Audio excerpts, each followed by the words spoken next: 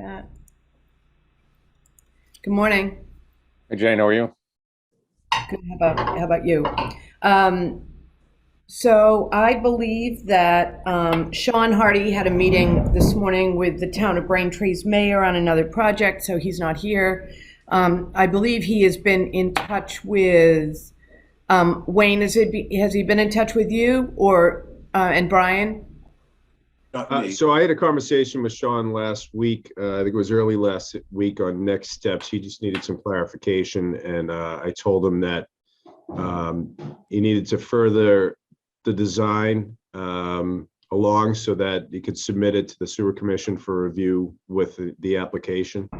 And we talked about some of the specifics of where the pipe is going to go up the driveway and kind of leverage as much grass area in front of the school as possible, so you're not in the middle of the road or and have more repairs there. And also, I sent an email to the schools asking if they had any comments or if they would like the Cook Estates or the town or the sewer commission to talk, or the Board of Health to talk at one of their meetings on connecting to their station. And they said that they would consider it and get back to us. Okay. We also completed a bedroom count with the town assessor, and that's been given to, I believe, Lisa, you have a copy of it? Yes. Great. And I have requested a water use records from Brenda Douglas, sorry. I expect I'll either hear back from her later today or first thing tomorrow morning. Sean is also waiting on a quote from the surveyor to survey the route and confirm there are no major obstacles. That I think after a conversation with you, Brian, there's water and gas in the roadway. And I think you requested that we get off the road and onto the grass and the parking area as soon as possible when considering a route. According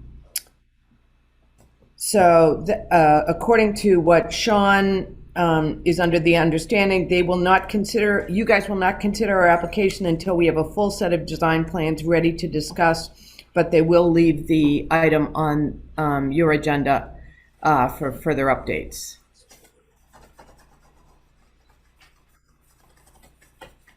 Any questions or comments on that? When do you think you're going to have complete, design set for us to look at? Brian, did he give you any indication?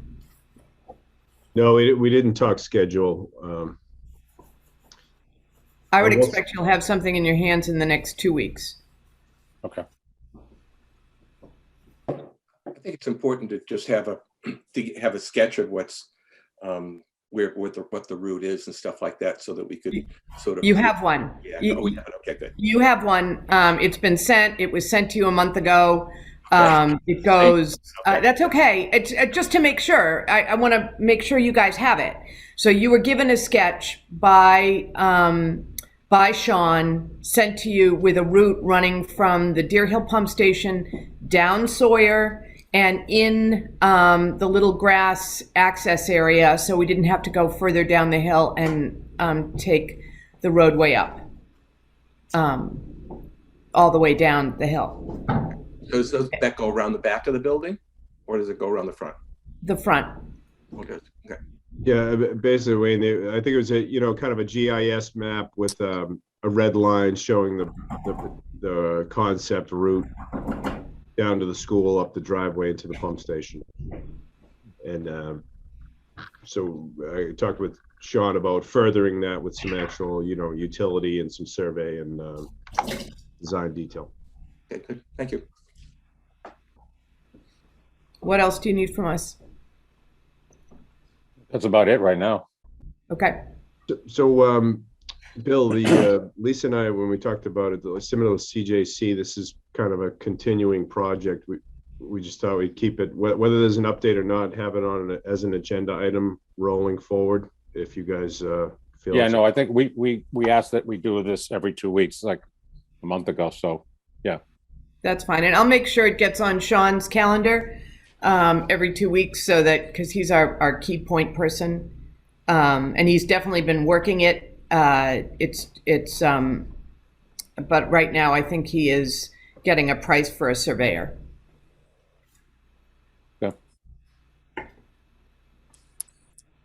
just want to add too, there was a question last meeting about whether or not that this would require a warrant on the town meeting. And I connected with the town council, and it's a little complicated because when you're looking at both the sewer rules and then also Title V for the Board of Health, they don't quite jibe. And so she's looking into that. It seems like, I was talking to Christine, and he's like, it's not a matter of like the Board of Health trumping sewer, they have to kind of mesh. So I wrote up a draft warrant just in case, because they were due last Friday. And so it's there as a placeholder. But she's going to continue to look into it more. What particularly is on the warrant? Is it the connection, or is it the Old Colony component? No, it would be expanding the sewer district so that Cook could connect. And it's basically saying, what's the objective of it? Its expansion of the sewer district is to allow Cook Estate to connect to public sewer. It's necessary to reduce public health risk from contamination to Lily Pond watershed. So I think that would go through anyway, but I'm just trying to see if it's even necessary. And I thought there was something in our rules and regulations that the only way that we can increase the sewer district is either by a town meeting or some sort of public safety situation. Right. And so where this is a public health emergency, I'm not sure. I think it can trump it, but she's just going to verify. Okay. Now, if it is extending or enlarging the sewer district, it potentially means that the properties on the opposite side of the road could connect on the sewer as a matter of right. And I don't know if that, how that's gonna work out. It might mean, for instance, that Fair Oaks could potentially include all of their houses in it automatically. So But it doesn't have to go in front of, it has to go in front of the parcel, doesn't it, Wayne? Not like, it can't just go in front of the Certainly street. it can't go down the street. No. it's the street that's going to dictate Right, it. but we're not going to really go, we're not going into the Fair Oaks area at all, so. Well, aren't you probably coming out where There's about 3 houses. emergency area is, or further down? Where are you coming out to Sawyer Street? What location? It would be a direct abutter, not a street. Is that true, Brian? No, it's private property between it. Yeah, I think there are 3 houses. Brian, you're on mute. Excuse me? Sorry about that. Yeah, so I'm not sure the legal, consequence of, but I believe you need to be an abutter to the, you need a frontage along the sewer route. But if we wanted to avoid any question of Fair Oaks, again, obviously the entrance of Fair Oaks has frontage on Sawyer Street. And they were proposing to come across out of their property at the Fire Road across the street from that. I don't know if it's feasible to run down on your property and not come out onto Sawyer Street, maybe go under the wall after you pass the Fair Oaks frontage. That way we're only dealing with, the 3 or 4 houses along Sawyer Street that may want to connect. It would just reduce the complication of a Fair Oaks question, to Wayne's point.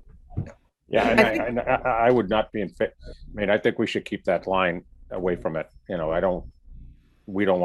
We can't hook up really, so. But I think if under the other regulation, this is an emergency and it's that type of thing, we don't have to go to town meeting to extend the district. We're just going to do it individually. We didn't go to the town. We're not going to go to town meeting for Chief Justice Cushing Highway. Away from that. But in fact, Jesus. because the pipe is going down the street, it potentially could hook up those people. I think there are 3 houses. Three houses that the new pipe will go by. 2 on the Fair Oaks side and 1 on our side of the street. Because I think if we use that access road, which goes, it's almost dead across from Fair Oaks, but there's one house at the edge of Fair Oaks that we would go by. Right. It's just a, it's just my thought for the future in terms of how the thing is, because it would require having a map and stuff at town meeting, you know, for the article to show people where the district is being expanded. So I don't think we need that. And you mentioned Old Colony a couple of times. Is Old Colony going to be the method that you're going to finance part of this, or is it something that is different? I don't think we know yet. I think the last piece of information I got from Pam is that the interest rate for Old Colony is about 5%, and which is a little high given everything else in the market at the moment. But it sounds to me like the town does not do abatements any longer. I don't know if I'm testing whether this is accurate, and Old Colony is the funding mechanism for financing abatement. Don Piet is on, so we can ask him directly. Now, abatement versus a different name, versus an assessment or a Betterment. Betterment. I'm sorry. My mistake. So Don, what is your thoughts? I apologize. I was researching something else for the the South Main Street project. So could you repeat that question? Is there a betterment opportunity for Cook Estates over 20 years? I honestly don't know at this point. I'd have to do some research. So this is because their septic systems have failed, correct? And so, I mean, that is one of the primary focuses that Old Colony Network supports. They're the method that would normally go through that. Now, since this is a whole neighborhood, that may be different, but it would still be assessed at the market rate. Unless we have something different, and I'd have to look. I don't think the town did it. I don't think it would be 5% necessarily, but We just did one at 4%. remember, Stasco is that 390 is a different animal. I wasn't even bringing that up. Yes, it is. Totally different. But I can find out what that cost would be and what if we can. That would be good, because all the information because we have 27 homeowners, and although our properties may be worth $1 million, there's a lot of people who didn't anticipate a $50,000 to $70,000 expense, one-time expense. So just so everybody understands, so even though that you go through Old Colony to apply in a situation like this, when if it was just one house and your septic failed, it still is funded by the town. The town funds it still. So I'm not sure where the 5% number came from for an interest rate. It would still be funded through the town. Usually the construction, the whole application fee and process goes through Old Colony to reduce some administrative headache on the town side. But the town is still pulling a bond from the Mass Clean Water Trust. We're still doing all the management of the money coming in, paying of the debt service. So again, because this is a bigger project, something I haven't been involved with before, where this is a whole neighborhood septic system that is failing, I'd have to just do a little bit more research and talk to our treasurer collector about our relationship with Old Colony and the borrowing. So I can get back to you at a subsequent meeting. That would be helpful. Sure. Ally has her hand up. Hi, thank you, Lisa. This is a question actually for Mr. Piat. Would any of this work qualify for ARPA funds? Where we're running a sewer line down a town road, and if the sewer gets expanded and other other properties not related to Cook Estate wind up hooking up, most of that would be on our dime, of course. And then this being, quite a hardship for most of the homeowners just to tie into sewer, just to hook up the house. This additional construction down the street and also any upgrades to the station seems like maybe the town should, maybe help us out with that. And ARPA funds seem to be like a really good way to do that. I don't know how much the town has received or what has been targeted for that money, but I wanted to at least bring it up. The project that, without knowing the numbers, I mean, again, that's something that's out of my purview. I don't approve what can be used there. There are sewer projects that can be used for that funding, water project, a number of things, but to have ARPA and the town pay for it, I just don't know how fair and equitable that is to other people that have run into the situation, that are paying this over a 20-year period. But I can bring that up too. I can bring that up to Chris Senior and see where that goes. But Right. I tried to an call odd the- request, to be honest. But Okay, I tried to call and speak to somebody this morning, and I spoke to the selectman's office to find out how Cohasset goes about the request, because I think this money falls under town manager account, and the use of it does not have to go before town meeting. it does not have to go to town meeting, but the board or the select board would authorize any project. being funded. Correct, right. So this is probably not a question for the sewer commission directly because of the channels of approval, but it certainly would help if we had their support. As you know, if we decided that we wanted to make a presentation to the town manager and or the select board to try to,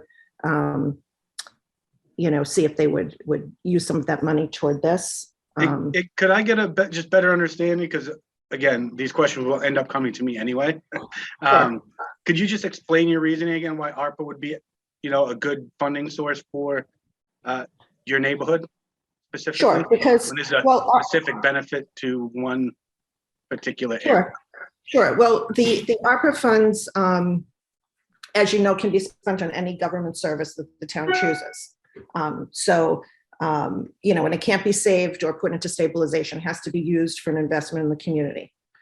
And some of the other towns are using it for, items like water, sewer, broadband, things that are kind of like clean and simple. And so this would certainly fall under that category. And I think that, under the circumstances, the residents of Cook Estates, we had no idea that our septic was going to fail, of course. I mean, it did pass through all of the town approvals, and not that it is the fault of the town or the builder. I'm not trying to point fingers, but I do feel that, the town does have a responsibility to approve and, inspect systems like this. So when when the residents purchase here, we don't expect to have this sort of issue because we assume that it has gone through all the proper channels and all the proper inspections and all of that. And I understand that, the location isn't ideal and the soil is not ideal. And we are more than willing to tie in. We really appreciate the opportunity. We understand the situation and how it relates to the town water supply and everything. But I guess under the circumstances, I'm hoping that it would be considered because of the hardship that it's caused us. So that's where I guess I'm coming from. Sure. I mean, that can definitely be proposed to town manager and select board.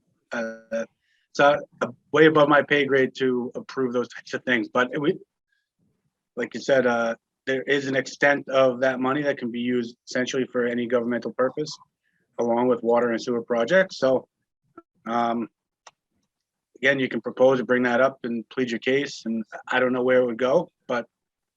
Well, I just thought maybe it would be worth a try. And I wanted to see how the sewer commission, the members of the sewer commission felt about that. And if maybe you would get behind us with our request. I'd like to point out, it's Wayne Sawchuk, that under the Acts of 2013, Chapter 147, and I think, Dawn, this is something that you might want to look at on page 5 of 7 and 6 of 7. This act of the state legislator is allowing the Cohasset Sewer Commission to do a number of things, which include assessing money and making exceptions and doing the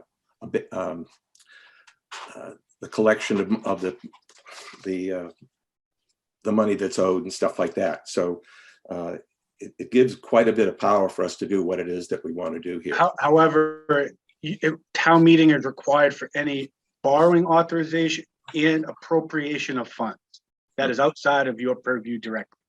So to go about borrowing the funds, again, I don't know what the cost of this specific project is, and there are a lot of needs in town. So to use up all of our ARPA or any funds in general, I'm just saying you have to go to town meeting to authorize borrowing, because I can't imagine, well, I know the sewer department does not have funds to cover this. And I doubt even the money from ARPA would even cover it. If town approved all of our money, I don't think it would cover it. So we would still need to go to town meeting to authorize borrowing and the appropriation of the fund. So you may be able to, as part of law, we in conjunction with treasurer collector, we apportion and we send bills on the tax bill to pay for these betterments. But you still need town meeting approval for the projects themselves. Yeah, there's no, I don't think there's no disagreement on this end, I don't believe. We're basically, I think there's two different subject matters here. One is how it's funded, the mechanism for funding and payment, which is your specialty, which we don't disagree at all. Any use of funds has to be approved at town meeting for what it's going to be spent on. And certainly the sewer commission, it's our purview to construct an agreement on a sewer line, and what those costs are, and what methods are available to collect those expenses, and then have it approved by town meeting. I think there's one thing there, yeah. So I think there's one small issue I'd like Pam to talk to council about. It's kind of splitting hairs, but I don't believe that we are creating a new sewer district at all. I absolutely like to stay away from that part of it. I believe that we have what's called a sewer line extension, because we're extending the sewer line from Deer Hill to Cook Estates. We're not creating a new sewer line for Cook and running it to Deer Hill. So I believe that it's a sewer line extension based on what is in our rules and regulations, and that may help get things through a little easier. So if you could check with council on that, it's the difference between extending the line versus a new sewer district. And this is something we went through with CJC. That is a sewer line extension, not a new district. I would still like you to look at that, the language though, in the state things, because any bylaw adapted pursuant to the authority granted to the town by this act may include authorization of the Board of Sewer Commissioners to add, without a vote of town meeting, to the sewer districts created pursuant to this act, properties located within the sewer needs, et cetera, and to do the assessment of the fees and stuff. So if there are things that we have already been voted on and approved by the state and in the state's information, records, I don't know how we can't use that. So I'd ask. I'm telling you now, you have to borrow, you need to go to town meeting. To appropriate funds, you have to go to town meeting. You can create your district. I think that's in paragraph 17 of it's in the very last end of it, where it does state that the town manager approves the funding. The town You manager. can send it to me and I'll look at it. Yeah. I've just never heard or any other community do that. So maybe this is the one loophole that you have. I doubt it, but I'd be happy to read it. I don't know if it's a loophole. I think it's something that could be. Again, town meeting authorizes borrowing. There's no doubts about that. Town meeting authorizes borrowing. I don't think we're borrowing, we're really lending. How would we lend if you don't have the money? Again, we'll get to this offline. I'm not gonna. Okay, Yeah, I don't want to drill into the financial oil field there. Right, but it has to do with money. No, I know, yeah, exactly, but I think we got, important to really have this because we've on several occasions we've wanted to do something that's practical in this, and we haven't done it yet. no, I got it, I got that article in front of me because I used it for something else, and I wanted to, Mhm. I think we go through it, and I think, Lisa, if you can, It's in section 16, where it states that the territory covered by the sewer district may be amended from time to time by the sewer board of commissioners after public hearing conducted to consider the amendment. Upon approval, the Department of Environmental Protection, if required by law, and upon enactment by town meeting of a bylaw defining or establishing new or expanded sewer districts, provided, however, that the Board of Sewer Commission votes not to amend the territory. And that's a 2/3 majority vote at town meeting. And so that's why I'm saying it's not a new sewer district. So that would keep us from having to go to town meeting. And I will get you the provision where it states where the town approves the funding. So I'll pull that later. yeah, and Paul, if you do, just send it out to everybody so we all have the same sheet of music. Yeah. And this is in the regulations, Paul? Yes, 2013 regulations? 2013, that's section 16. Okay. Thank you. So section 16 talks about a sewer district, and that has to be a 2/3 majority vote. But if we're not creating a new district, then what we're doing is we have a sewer line extension that's different. I have no disagreement with that. Yeah. My thing is the funding piece. Again, Right. I just pulled the file from CJC, which I think I printed a lot of these regulations out. I'll review, but again, Okay. the financing piece of it. Again, I don't even know what the estimated scope might be. Do we have a number of what the cost might be at all? No? Okay. It's greater than $500,000. Okay, and so I know just looking at the capital projects we have, Yep. like the sewer, $500,000, okay. We can catch up again once I've gone through a little bit more research on this. Now, is this going to trigger a prevailing wage installation if the town is going to be paying for the actual installation of the pipes? Absolutely. I was thinking that the town would be paying for the residents would be paying for the EDU fee, and then they would be putting in the doing the work and stuff themselves. So usually when these happen, when we're doing a betterment, you are bettering a specific area by here putting in a sewer area, a sewer line, or an extension, as you call it, right? So the construction of building this is then split across the properties that are being bettered, that are adding value because of this, right? Then there's a separate cost of each property owner then connecting the cost from getting from their home to that extension. So again, and I don't know how you got to come up with certain costs.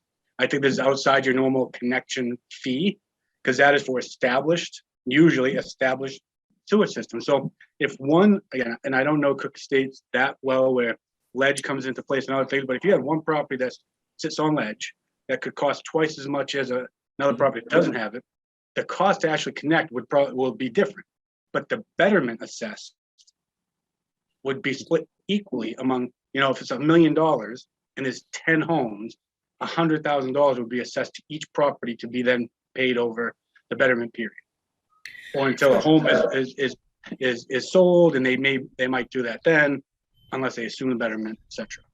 So Don, just information, we have an existing underground gravity fed and vacuum fed system that we're hoping on our properties that will be connected right off sewer. So that the point is to use our existing infrastructure.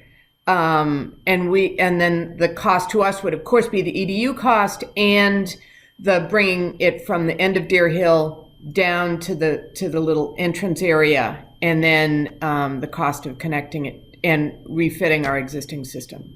We just don't have. That makes a little bit more sense why $500,000 number Yeah. makes a little bit more sense. That's why that number is what it is, because we roughly half of it will be EDU, and then there'll be a cost of connecting, getting it down the street and in, and retrofitting our existing system.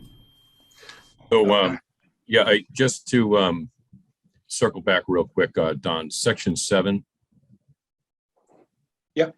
It does say that there's the financial operations of the sewer system shall be an enterprise fund as defined in section 53F and a half of chapter 44. Yeah, And so it said- betterments usually live within the enterprise funds. Okay, yep. So it says any expenditures from the fund shall be made upon joint authorization by the Board of Sewer Commission and the town manager.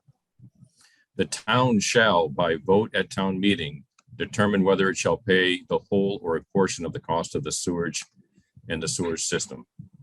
So it's pretty much defined there. That it has to, I don't think that's- this is what this is about, that we're not gonna go under that provision. Because we're not, when this is not a town project. It's a right, that's what we have to determine. If it's a sewer line extension for this private property, then it falls in that same category that CJC did. Yes. Right, if they're paying, so I'm gonna just leave that alone. I'm done talking about it on my end, because I don't have all the facts on what, again, the 3 commissioners, I get it. Yeah. But you guys have to come up with what you're doing for me to actually understand what we're doing. CJC is a totally different animal. So Correct. to reference CJC to me does not make sense. I don't know why we keep doing that. But I hear you, and I'll read the provision, but if we have to borrow to do this, we need to go to town meeting. End of story. That's correct. Yeah, that's how it reads, no matter what, yeah. Okay, so I'll look at it. But again, so if it's $500,000, I know the sewer budget does not have $500,000. You don't have $500,000 to do this project, which would require, again, town meeting. You have $500,000 in retained earnings, but you have a capital plan. I don't think you have $500,000 to spend. I don't think we're spending $500,000, period. We're not, okay? Because we're not spending money for the privilege fee at all, which is about half the cost. And they are spending the money to connect this up. And so we're not borrowing any money. They're responsible for approximately half, and we're lending them half for the fee. Well, you're bringing up the betterment. So again, the reason I'm talking this way, and I keep saying that you have to approve borrowing and expenses, is I've just heard you ask me a few different times about Old Colony Network, betterments, and how to assess and collect payments. Those Which is not Cook Estates. That's right. paying for And this. I'm not dealing with Old Colony. I don't think Old Colony is necessary because it's using Cohasset money and it's a 5% fee. And they're gonna spend more if they try to do it, if they do it that way. So again, I guess if you come to me with some like hard data on what we're actually trying to accomplish with funding or what needs to be done from a money standpoint, let's talk that. Because now this is, again, I just feel like I've gone around in my brain about how you guys are doing this project. Because this is the first I've really gotten in depth with Cook Estates, because I'm not public health, I'm finance. So I know, I'm totally on board with it. It's either a private project or it isn't. Right, Yeah. but we're not doing it. The sewer Yeah. commission is not doing this project. We're only giving permission to tie in because of a situation where that their system has failed, to give them permission. Now, it may be that the town, through everybody here, ends up giving them an easement over a portion of Sawyer Street to go from their property to going through the public property and then going over to the pump station. But in that case, the easement may need to be approved by town meeting, but that may make it so that no one else can tie into that line. So there's different things to think about. Who applies for the easement? Is that part of the process that in the detailed plans? When does that happen? I don't know if that is a method of doing it, but it may be a method of preventing anybody else from tying into that line. You know what I'm saying? Yeah. But it would be the applicant would probably, through their attorney or whatever, and see it. But I'm just bringing that up as another little thing that maybe would help not getting into the position of you're extending the town's collection system. You're not extending the physical area. You're just using, you're just adding a separate entity onto the. Yeah, so we're just basically, we're extending the line from Deer Hill to Cook. It's gonna be privately funded. And maybe your mechanism for financing it is Old Colony. I think that's where we're at. Yeah, and I think that what differentiates this from anything else is the fact that there is a public health emergency that's pushing us all to do this. So it does sort of change some things. But anyway, Can I ask one question? Just one more. And again, I know I'll wait for more information. But Jane, is it the assumption that you guys would privately fund this with your own? So you guys would pool money somehow? I guess, how would you as a group, you guys would pool it and then pay it directly? So the condo association has 27, so we'll do one application to the sewer commission that was determined by your town attorney who looked at our condo docs. Will be assessed an EDU, number of bedrooms, right, based on the bedroom count. And then we'll go back and actually, that will be the determination how much each house has to pay. That's part of that will be whether they have 2, 3, or 4 bedrooms.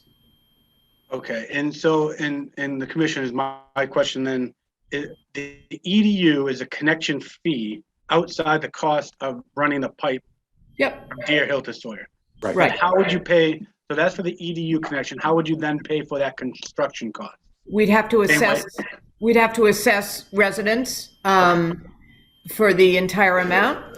So it's onerous when you're talking about a give or take $27,000 to $30,000 EDU cost for which we would love to be able to offer people a betterment option there. And then we're going to have to figure out how to finance the cost, assessing and potentially a loan. Which is why, Jane, I think, I hate to keep bringing this up, but the ARPA funds seem like a perfect vehicle for this, and it's and it is it has been deemed a town emergency. We've got a deadline in order to comply with the request to hook the sewer, and this really does benefit the town water supply. And again, the septic system was built in a location and on soil that was really, I think we can all agree, not acceptable. So I do want to push this point a little further with all due respect and see if the town will take a little responsibility for that piece of it and help us by, by meeting us halfway. I mean, this, where the EDU is very expensive. We may have to modify our existing piping. We're going under the assumption right now that it's going to hook up and everything's the right size, but that may not be the case, which in turn would cost even, increase these costs even more. And this is a tremendous hardship. There are a lot of people up here that are on, they're older and they live on, a particular income. And, I do think that these ARPA funds would be, it's a perfect use for them. I know another town got, $4 million from the state for this. So, I'm assuming that Cohasset will have also a healthy amount of money. And I know that there are a lot of other committees and boards in town that are, vying for a little piece of it and making presentations, or planning to make presentations to the town manager and the select board. And I am just asking for the opportunity to do that as well, because I do think that it would really help us out. And Don, I'm happy to follow up with you if you'd like after the meeting, once you find out, once you do your due diligence on that. Yeah, so I guess from my standpoint now, it's up to folks to go through town manager and the select board. I'm included in coming up with a list of projects to present, but we're still going through trying to figure out the best use for the town of some of this funding, coming up with a list of projects for the select board to approve. I think your best bet would be to reach out to the town manager. I've taken some notes, and I'm going to let him know that this will be coming down. Okay, well, I mean, the fact that this affects the town water supply, I think would certainly elevates the request. Sure. Okay. Thank you.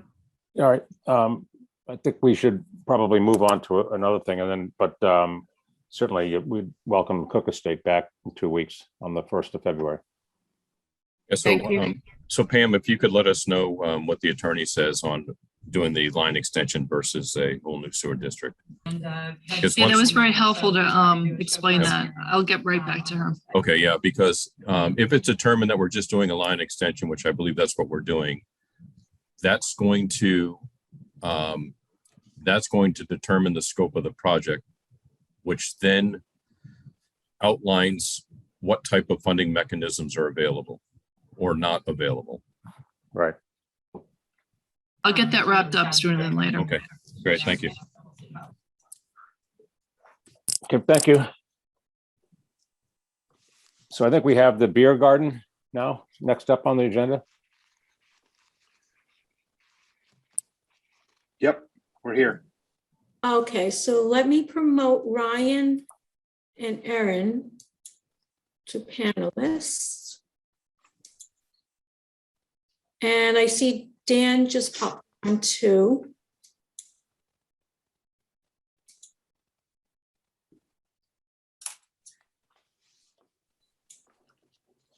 Hello. Hello. Hi, good morning. Morning. The floor is yours. All right. Yeah, thank you for having us back. I submitted some documents on Friday. I don't know if you had a chance to read through.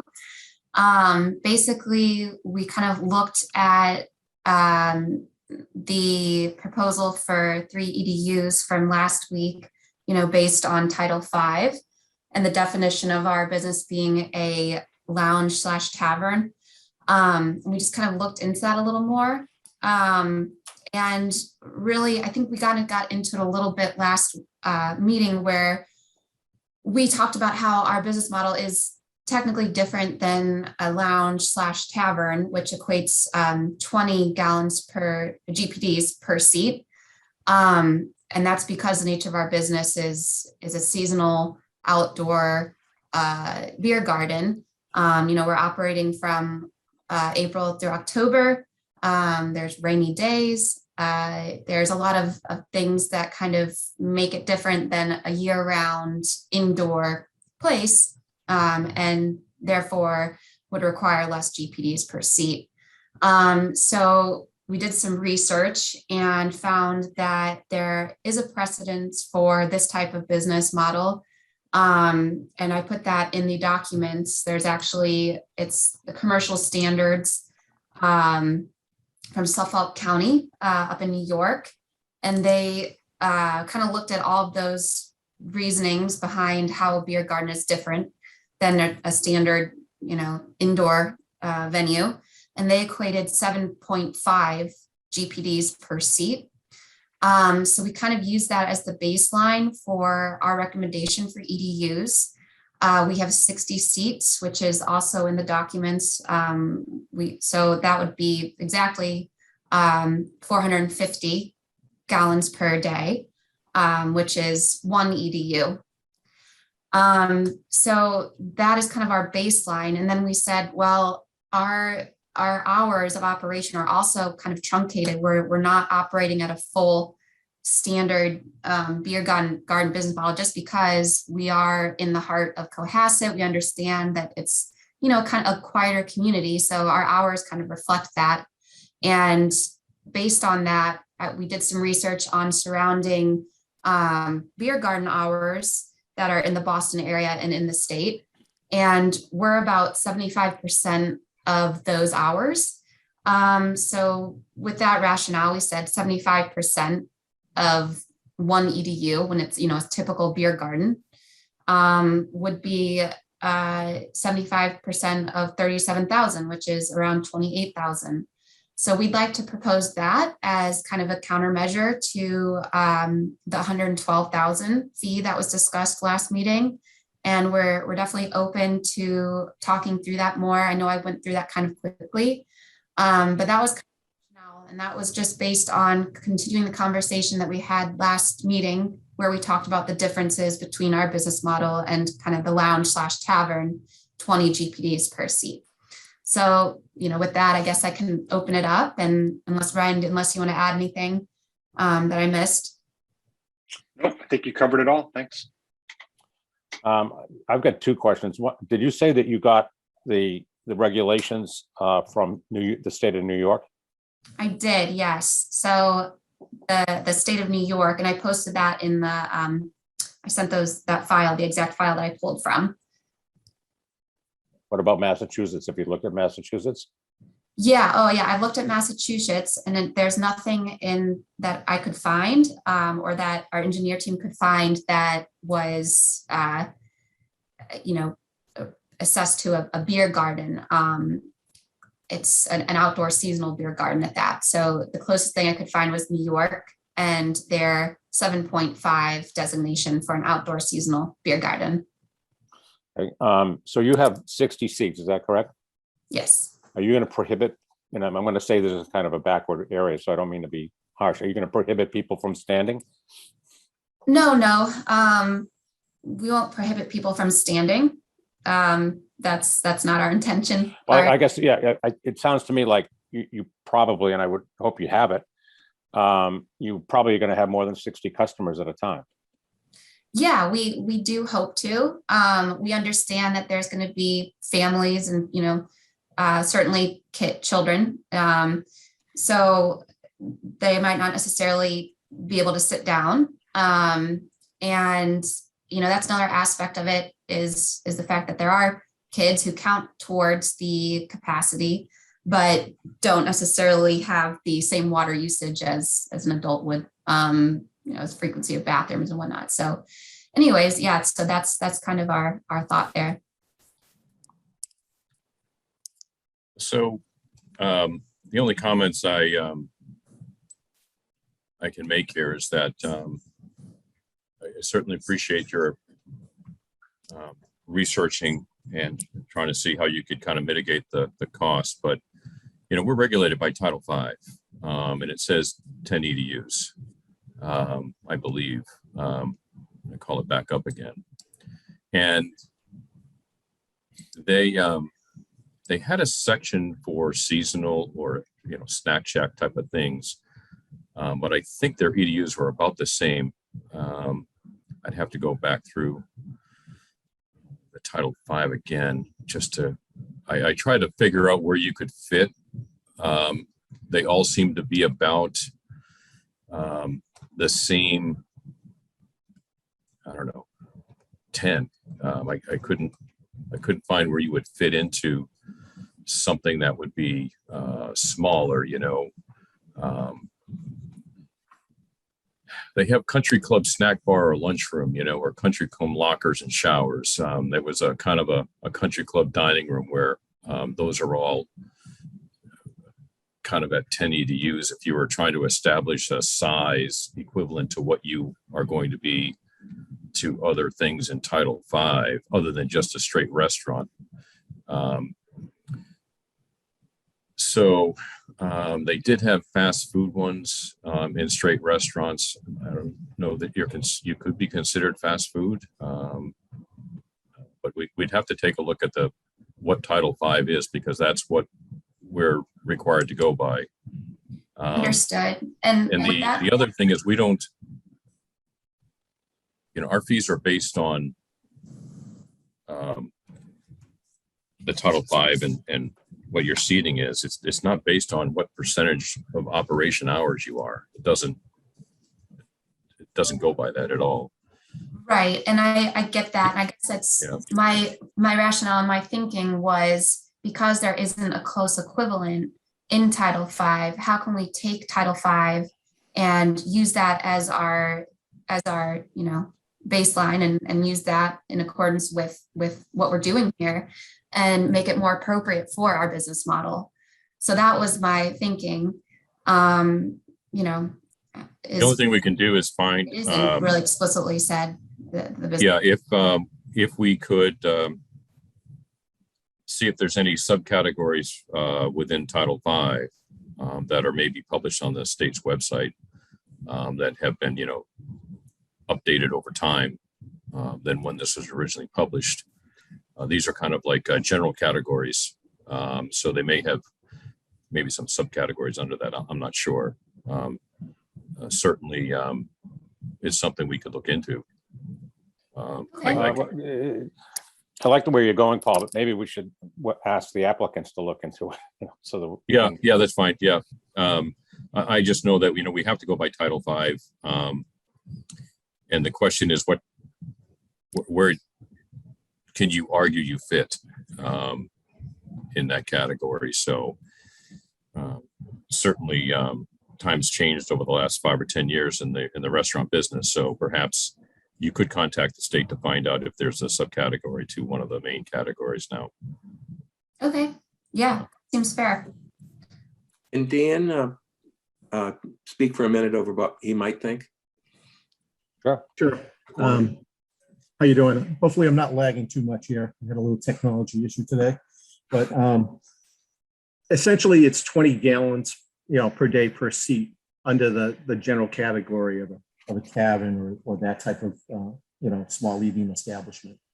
There are some provisions in Title V that allow you to adjust that number.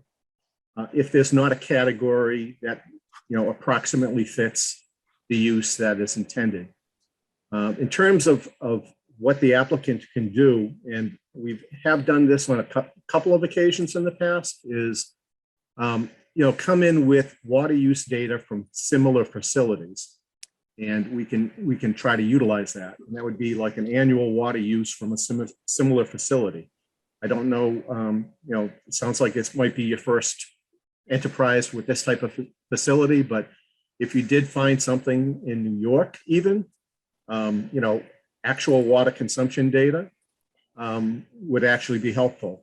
And that might help to establish where it is. And typically what we do is we would double that flow for the calculation of the flow per, for design purposes. But sometimes that does work in the applicant's favor if he can demonstrate that type of information. It is a seasonal facility, so you can give a little bit of credit for that. Diminished hours of operation could potentially be considered if it's significant, but generally the best way to go about it is to try to get flows from an existing facility of a similar type. I guess There's plenty in Massachusetts to be able to get that from. I know there's a lot of beer gardens up in Somerville. So there are plenty around. I don't even know if you want to consider the Salt House as something equivalent. The one in the Oyster Place in Duxbury has a beer garden that operates during the summer. But I I'll thought have porta potties, so I'm they not, are, I was just gonna say, I think they have porta potties. yeah. So I was kind of thinking, I don't know, wouldn't it be the same kind of thing? Because the state of New York, using the 7.5, they obviously base that off of water usage. So wouldn't that data typically, like, didn't we already do that? I Yeah, guess? but if we go back to what Paul said, I mean, we have to be Title V compliant. Yeah, so I would, Okay. So- yeah. We're best using examples from in-state. Okay. Okay, yeah, I mean, I can contact to see if there's any additional subcategories and then look for water usage data. And it sounds like we'll have to come back and probably have this conversation again in 2 weeks, or is that kind of the course of action you'd recommend? You can try the Music Circus, you can try the Cape Cod Melody Tent. You know, those two venues are basically beer gardens, if you will, for a venue, and they're operating probably 6 months out of the year, where you're operating 9. So well, maybe we're gonna be 6 months for the most part. I mean, it's April through October, but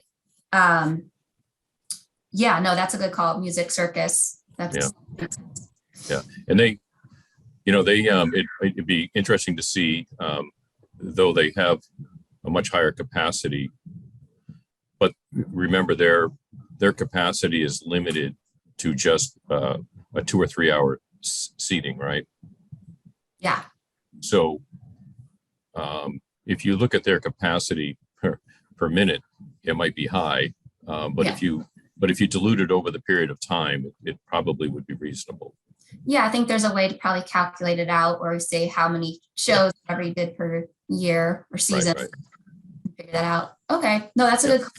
Okay, I can collect that data and then submit it to you all. And will we have to do another call then in 2 weeks, or? Yes, please. All right, and that's what we'll do. Is there any more discussion about how this would be tied into the manhole or anything like that, or whether or not it has to be located in some fashion? Not from our end, no real updates. Rosano Davis is currently putting together the exact plan and putting together a quote for us. So they'll have more information, but they think it's pretty straightforward. So I'll be able to supply you guys with that as well. Good. Very good. Thank you. Yep, thank you. Yep. Okay. Times 11. So drain layers license. Yes. So I put this, wanted to talk about this for renewal for drain layer licenses. In March, you voted to increase the drain layer license from 200 to 1,000 for the year. And getting a little bit of pushback from drain layers, and did a little bit of digging on what other towns charge. And that is all in the email that I sent on Friday, which has, let's see. I thought, maybe not. No, it is. I've got it. I printed it out. You had an agenda and then you had the email. So you're talking that we're doing 1,000 for the annual licensing fee. And your question was whether or not it includes renewal, because renewal in, if you don't mind reading it, Situate is $25, Marshfield's 25, Hull's 100, Hingham's 200. So you go through and give us all the different towns surrounding us, basically. Yes.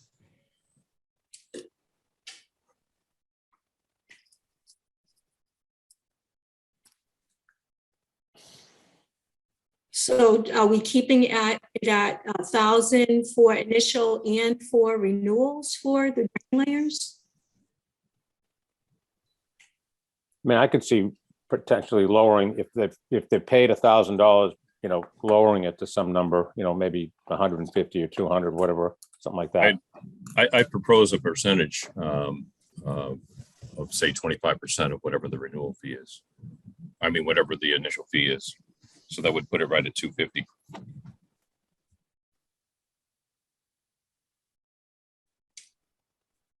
I don't have a problem with that. Yeah, because Right. if we raise the rates in the future, it'll always be tied to a percentage of the rate. No, it's a good point. Yeah, yeah. Wayne? Yes, I go along with that. So for the ones that already have rainway licenses, do they still have to pay the 1,000, or is, like, say Rosanna Davis and Iota Brothers, they've been drainway license, they've always renewed their licenses. So they'll just pay the 250, correct? Right. Okay, 'Cause okay. The 1,000 would apply to somebody new to the So brand town. new ones, or that haven't had a license in, say, a year or more, right? They would be new. Yeah, if it's beyond a 12-month expiration. Okay. Lisa, how many people have licenses now? Did I miss that? We have, I think it's 9 on our list right now from last year, but I haven't, I've been kind of working a little bit with each one on renewals. There was one that renewed in November, but that was Seasparito. He was on there last year, so that kind of falls into the category that we're talking about. But I'll have to check to make sure. Okay, so a new license is $1,000. The annual renewal is 25% of that fee. And a new license would have to apply for anything that expired greater than 12 months. So say they don't renew and, okay, so greater than 12 months, all right. So they renew once a That year, just they pay answered my 250. question. If they skip a Right. year, then they've got to apply all over again. What if they come back in June and say, you know, I want to renew? That still falls under the 250 category, yes? Yeah, I would say so. I think so, yeah. Okay, okay. If they let it expire for a year or more, then it's the 1,000. So Yes, do we need to vote on this, which I think we do? Or do we want to just leave it as sort of an administrative thing? Administrative. Okay. And it'd be interesting to, we gave permission for the folks down at the harbor to relocate the sewer main there. And it would be important to find out who is going to do that work for them so that in fact they get licensed to do it. Right, I haven't received an application yet for their sewer. Yeah, so that we came in and approved the concept and the sketch and everything, or the fact that they needed us to sign off on the easement so they can go ahead and move the pipe. yeah, that was the last conversation we had. Right, so it's a matter of,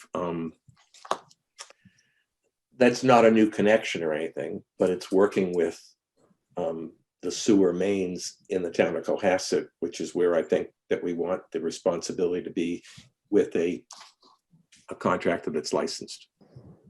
Right, would that make sense? Oh, yeah, absolutely. I'll reach out to them. Okay, because it's, and yeah.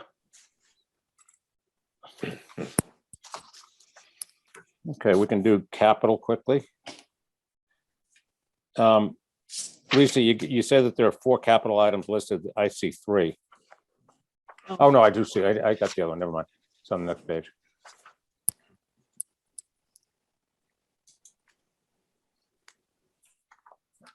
That's fine with me. I don't, if you guys have any comment on them?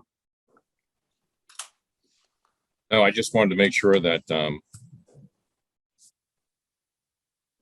I think when Don and I and Lisa talked before, we wanted to know, and I still don't know if maybe Brian heard or not, but we are still waiting to find out if there's any capital improvements that have to be done to the Tupelo station for when CJC hooks up, and then if there's any capital improvement that had to be done at Deer Hill. I guess we wanted to get an article on the warrant to cover that. My understanding is that anything that has to happen with CJC is paid for by CJC. And I would think likely if it's something that we've talked to with Jane, that if we have to make some update. But Yeah, there was yeah, they were reviewing it because it failed and to pump the septic into the gentleman's basement. So they were doing assessment back on that. Oh, that was, Compensation. and we hadn't signed the agreement yet before that, right? Before that Right. happened. Okay, so that's a different occurrence. Okay. But Yeah, I so would, they didn't give us any feedback on it. I know Dan worked with them on it briefly, but I thought they were going to put something in writing to us for both. Yeah, I'm still anticipating that that's going to be received soon. I talked to Scott again, and he says they did receive a quote back from Hayes. Wood and Curran wasn't going to be doing the work. They asked Hayes to put together a quote, but I have yet to see that. But Okay. I understand it is in now. all right, Lisa? So is that different than what we have on the, we have one for pump station rehabilitation on the capital items right now? Is this something different than, It should be Tupelo. Unless there's another pumping station we haven't heard about. No, and then anything that was going to happen to the Deer Hill would be under the Cook Estate cost. We wouldn't deal with it. And we that's actually, I think 2 meetings ago, we actually discussed that with Jane and with Tom Flannery. Right, that pumping station is working fine, so there shouldn't be any issues. We just wanted them to evaluate if it needed any upgrades. Cook would have to pay for that upgrade. Correct. Yep. So my only concern is, do we need an article in the warrant to fix Tupelo before CJC hooks into it? And if it's, I would think that's normal maintenance and stuff, really. Okay. Or- I mean, we've done more with the plant and stuff than that encompasses, and we haven't needed to go before town meeting for okay, that, right? Yeah, I agree. I think we just do it. So, Can I find out how you guys are funding your capital plan? We thought you were doing it. Yeah, it's always a great assumption. This is the first time I'm seeing it, so I don't know how you're proposing. I'm assuming retained earnings. I just want to be clear on. So I see grit screw replacement, 75 grand. I'm assuming that wouldn't incur factored in installation cost into this, because I remember the last number being somewhere around 40 grand. I hope that's correct, right? Well, we already bought it, right? The grit screw is either on its way or something, right? Well, you have 75 grand on a capital item, so I couldn't tell you. Yeah. Brian, have we seen, are you familiar? I think we have. I think we've ordered it. I think what you're talking about the sieve drum thickener versus the grit screw, 2 different items. Yeah, I haven't heard anything on a grit screw. Grit screw is still pending. It needs to be assessed and quoted. Oh, you're right. Right. Sludge. Yeah. So I&I repairs, pipe and manhole repairs, 100 grand. Now, we still have 119,000 left from the I&I account before. So are we going to town meeting for another 100 in addition to the 100 we still have available? No, I think, we have always been counseled either by the capital committee or whoever asks us to do this, to put what we think we're going to need this year. So that's No. what that, No. We go to town meeting for only what we need funding for. So if we have 100 grand, this has been previously approved, we don't need to go down town meeting for another 100 grand. I agree. all right. yeah, the question is, are we going to incur those capital expenses?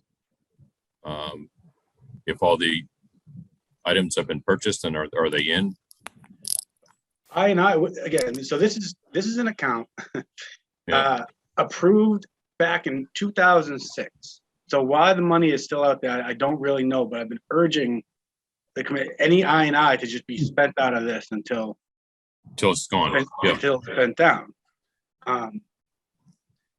Last year we did, I think, it looks like we got a PO out, did a contract with Wood and Curran to install some I&I detection hardware and software, which was paid from a different category, but, so we have almost 120 grand for I&I. I don't think, unless you're anticipating us spending more than 100 next year, I don't think we need to go to town meeting for another 100.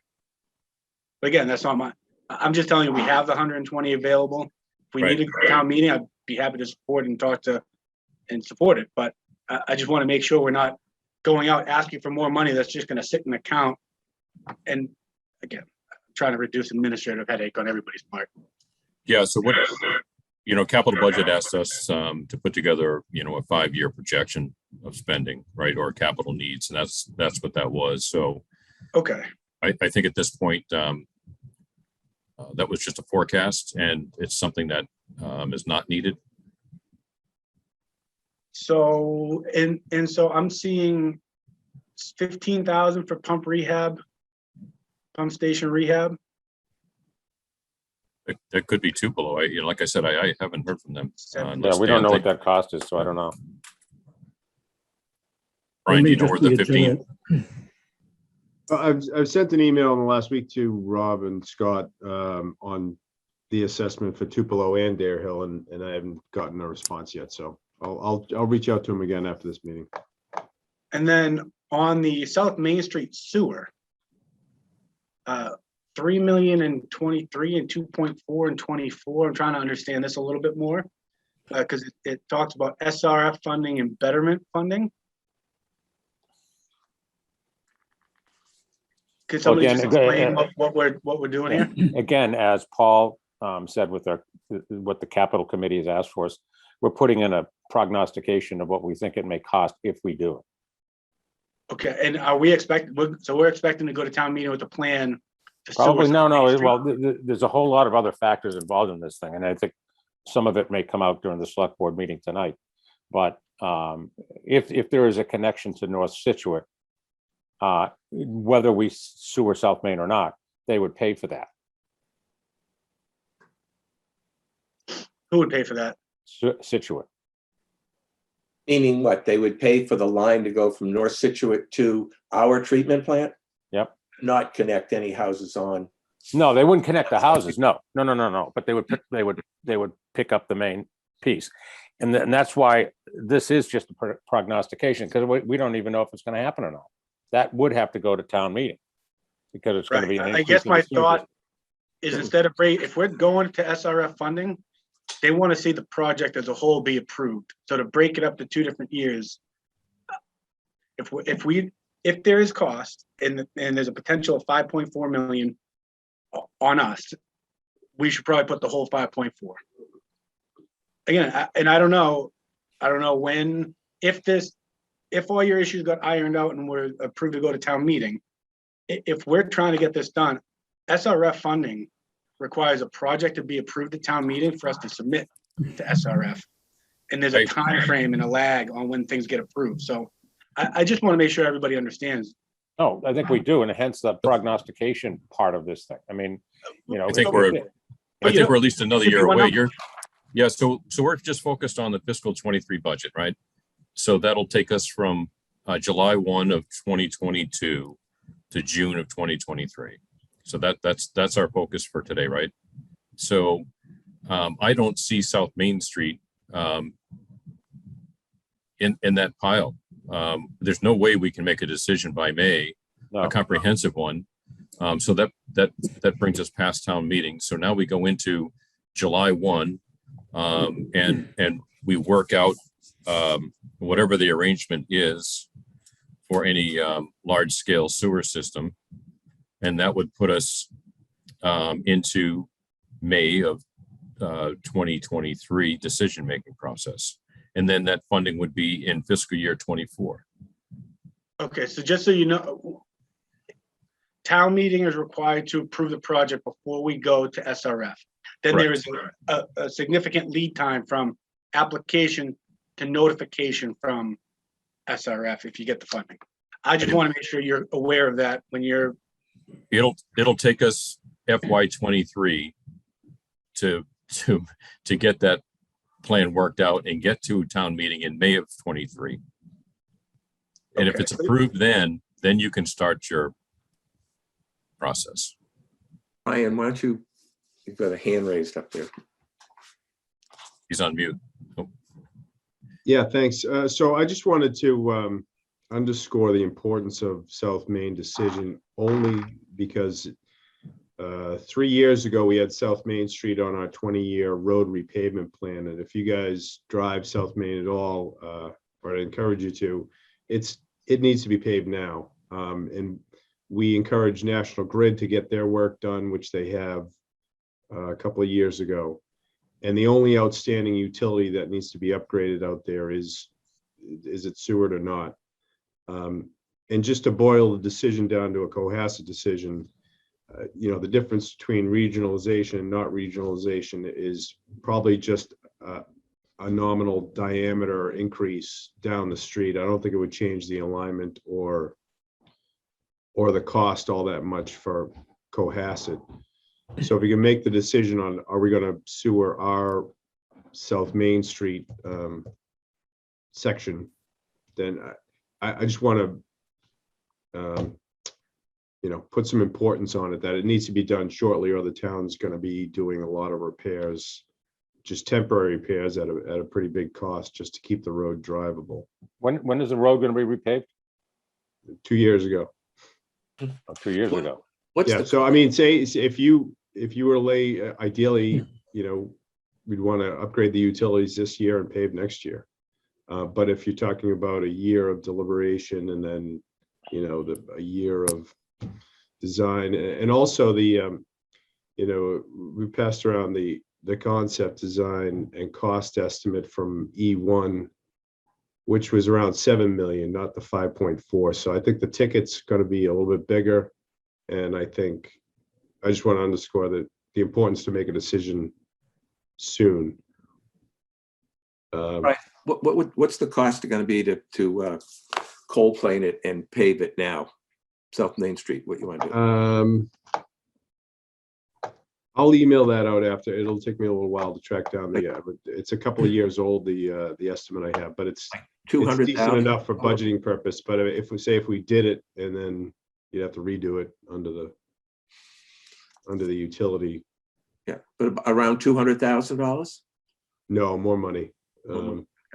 Yeah, I'm just in general, we're probably talking about 500,000 a mile, and that's probably doesn't include a lot of structures. So I'll take a look at. I'll send the budget estimate I have. That's probably a couple of years old, but that's the liability there. We can't wait too long to pave it. Yeah. And I just want to underscore that it's important to make a decision, at least for the Cohasset. Irrespective of the regionalization, we can make a decision. I think we have enough information on, do we want to sewer the Cohasset side or not? Mhm. And the difference between regionalization is probably just an increase of the pipe diameter going to the line. All right. So I just need some clarification. You want us to make a decision on sewering South Main so that you could budget paving South Main after it's done? No, I'm all budgeted. I'm ready to go. It's just you on upgrading your utility. So the way we pave our roads, we have a 20-year road plan. We try to pave every road at least every 20 years. The main thoroughfare is probably a little sooner, but prior to that, you get all the utilities upgraded, because once we pave it, there's a 5-year strict no excavation moratorium on the road. So we have a clean road for at least 5 years. Then we have extra protections up to 10 years, early opening fees and such. From 10 to 20 is usually when you're planning on repaving the road and budgeting it. So once we pave a road, we don't like to touch it for at least 10 years. I mean, if we said yes today, it's going to be at least another year and a half before it's in.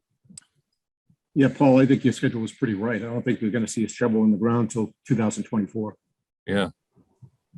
So all I'm saying is to not delay decision would be beneficial. Yeah, I don't disagree with you. I just, I don't paving the road to force us into a decision with something of this magnitude. And that's a fair. So, but at some point it's going to get to where we'll just have to pave the road, and maybe when it gets dug up again, it'll get fully repaved again by the project. Yeah. Right. And that liability, I'll get you the cost estimate from Edwards. That's a couple of years old on what it is. Right, but That'd can't be you, like 500 or 600. Brian, can't you consider like after Beechwood Street headed to North Situate, it looked like the gas company just put a single line down. It didn't look like they put all new going across the street and stuff like that. But can't you just go ahead and cold plane certain areas and then put a top coat on it and then let that last 2 or 3 or 4 years? And then this would do the right job would be done after the sewer's done. So you could rebuild the manholes, the drainage manholes and things like that if you had to. I don't. No, that's, yeah, trench repair is a possibility. It's just, I'm saying that without utility, ideally you'd want to get utilities done and then do the paving ones, but anything that gets done now is going to be a temporary. Yeah, I think that's what I would recommend you do. And then the burden of the full job is going to be on the sewer versus even on that, the 500,000 of sort of that money can be put the road back in the proper condition when we're done. Because there's a lot of ledge and stuff in that area and stuff. So we're gonna, there'll be some pretty wide trenches in some cases. I'd even say that, you'd want to probably let it overwinter too. So, I mean, basically, Brian can come back in following the project with the full project. Right, but we can include that in the funding. So let's say we had everything done, you made a decision, you had the funding, everything is in place, you laid the sewer over the next year. Dan's right, what we do is we usually wait 1 season for settlement, then we go back in. So I'm just kind of laying out the time frame on what it takes to pave, and by delaying any kind of decision, it just makes it further out. But so, I think it beat that horse. I'll send you the cost estimates, and we'll look at more cost estimates of maybe just trench repair or getting the bad sections. It's not just the trenches, there's some delamination in some section of just the original pavement out there too. So thanks. Okay. So basically, Don, I don't think we have anything on the capital needs that need to go on an article. I wouldn't send this to capital then. If we don't need it, it's just going to confuse the process, honestly. Right. And I know you guys are trying to wrap up, but I just have a couple quick updates I'd like to get about some other projects we've approved. So the rotary sludge thickener, the $200,000. Where are we with that project? Have we already bid it and quote, given the green light? And I don't know. Yeah, Lisa, I think the last time you told me they have awarded it.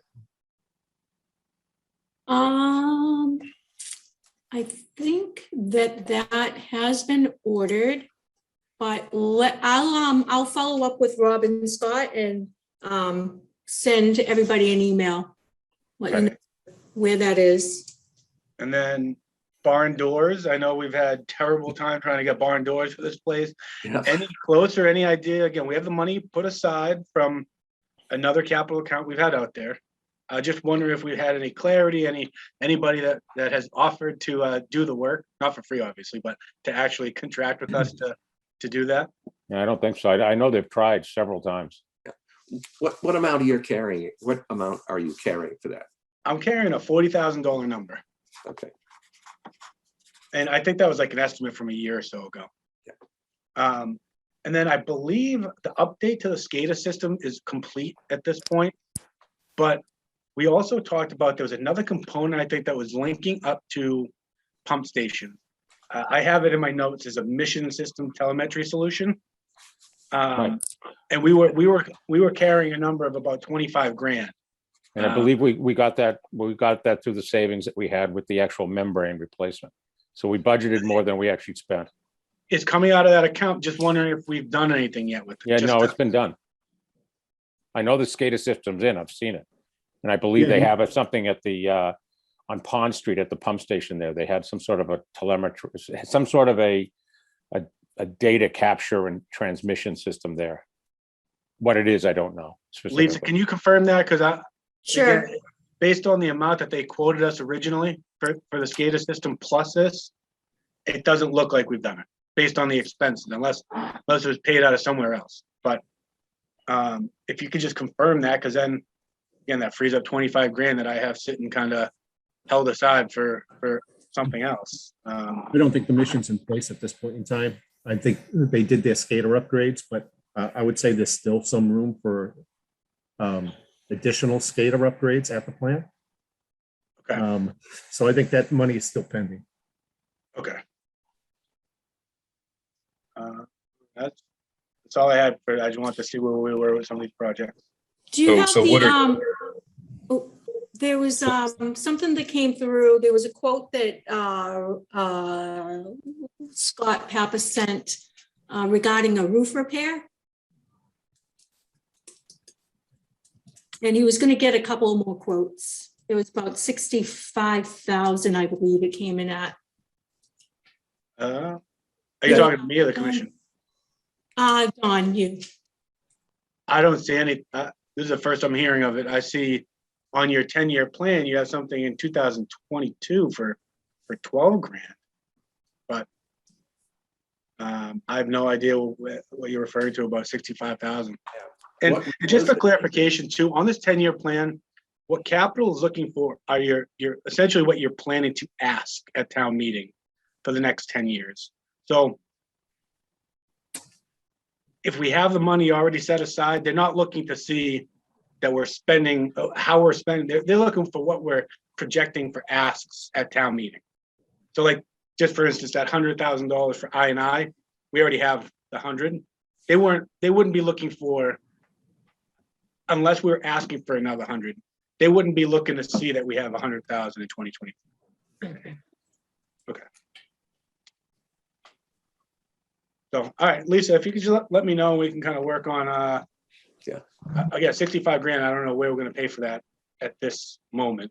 Let us know what it's It would have for. to go on to town meeting warrant, I would think. Yeah, yeah. So right now we have no capital expenses related to any pump upgrades because we haven't heard from them. I don't know if that would be covered in that I&I budget or not, since it did cause a problem during a storm and fail. It could theoretically come out of that I&I budget. So then the only capital expense we would have for this fiscal year would be the $65,000 roof repair. Grit screw as well. The grit screw replacement as well. And possibly mission. But the mission, we already have the money for. Okay. We already have the money for that. I just refine, if we need money, I leave the I&I alone. If there's an issue with pump station rehab, let's just put an article out there. But that's, I just want to be clear. Yeah. This is why I need a clear, if you want my help to kind of figure out how we're paying for this stuff and the funding, I kind of need a good idea of what we need. Yeah, so the problem we have is it appears that Woodard is the one that hasn't given us the answers for these items that we're waiting on. So, yeah, we have no idea if they finished the skater project. We have no idea about the barn door thing still out there. The sludge thickener, we don't know. The upgrade to Tupelo, we don't know. We don't have a final cost on a roof repair. They've got one quote for $65,000. Okay, so I mean, we have some time till town meeting and, going through capital, giving them the request for town meeting. Maybe it would be beneficial to have Woodard give an update.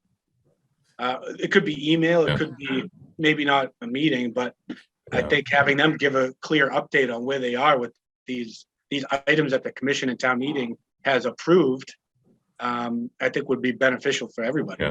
Yeah. So do we have is there a primary contact for Woodard that we have, Brian or Lisa, that is specific to the administrative side? Maybe not Scott or It would be Rob. Rob Scott's the project manager and Scott's the operator. So Rob's going to call me in a little bit. We've just been texting. okay. But yeah, I agree with Don. You should probably put them as an agenda item, just update, and then they can go through the process. And in the interim between now and the next meeting, we can talk about what projects they're going to update on. We did that about a month ago and he hasn't responded to us. Yeah, so Rob's the point of contact. Yeah. Scott's Yeah, obviously. like I said, I think they just got in the Hayes quote for the pumping station. Okay. More than likely, it's more than 15,000 though. So we have to get a handle on that. The Sibdrum thickener, though, I believe that was bid through the town as a regular procurement item. So I don't think Wood and Cover would have an update on that, only if they've found out from the town where that's at. From what I understand, basically, it was bid, and I believe it was also awarded, which would mean an order was placed, but I think Lisa can confirm that. What was that, Dan? On which piece? Sludge thickener. The sludge thickener. Yeah. Ask Michelle on that. She's Yeah. the one that did it. Yeah, Michelle should be in charge. Yeah, I'll talk to Lisa and Brown offline. We still, even if we have procurement help us, right? It's still a sewer oversight, right? So somebody, whether it's Commissioner Brown, we just need to make sure we have good handle on what these projects are that we're approving. I agree, Don. Yep, yep. All right, can we go on Thank to, you. are we all set with this? Thank you, Don. Thank you, Don. All right, I think our last piece of business, actually, I have an update I want to give the board too, but quickly, I think if we can do this abatement on Hull Street. Yes. So 75 Hull Street was confirmed that they were never connected to sewer. However, they have been billed since 2016 as using sewer. And their bills were, they have Aquarium Water at the time, now it's Ware River. But those readings would be sent to the Cohasset Water Department, and sewer would be billed on that water consumption. And so August and November bills have not paid yet, so I was requesting an abatement for the 284.74 to take that off the bill.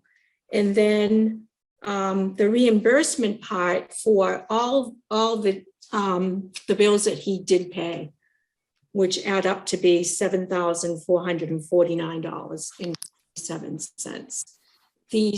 This also included the 125 quarterly fee for the retrofit of an E1 pump that they never got either. So did anyone confirm that he's on a septic system and not on a sewer system?